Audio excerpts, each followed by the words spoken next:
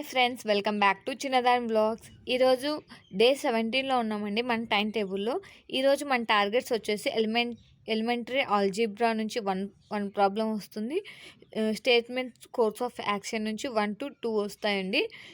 ఈ రెండు వచ్చేసి ఈరోజు మన టార్గెట్. ఒకవేళ ఇవి మీకు తొందరగా అయిపోయాయి అనుకుంటే ప్రీవియస్గా మనకేమన్నా పెండింగ్ పడితే అవి చేసేసుకోండి. ఈ స్టేట్మెంట్ కోర్స్ ఆఫ్ యాక్షన్ అవి సిమిలర్ టు స్టేట్మెంట్ కంక్లూజన్ ఇలాగే ఉంటాయండి. ఇవి మొత్తం స్టేట్మెంట్స్లో 4 టైప్స్ ఉన్నాయండి. ఒకటి statements of conclusions, statements of assumptions, statements of course of action, ఇంకోటి స్టేట్మెంట్స్ ఆఫ్ ఆర్గ్యుమెంట్స్.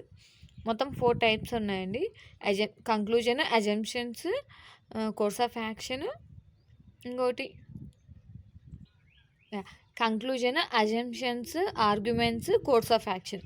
మొత్తం ఈ స్టేట్మెంట్స్లో 4 రకాలు ఇవ్వండి.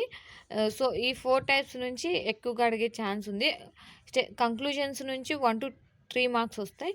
మిగిలిన వాటి నుంచి 1 to 2 వచ్చే ఛాన్స్ ఉందండి. ఓకేనా. మొత్తానికి ఈ స్టేట్మెంట్స్ అనేవి మనకి ఇంపార్టెంటే.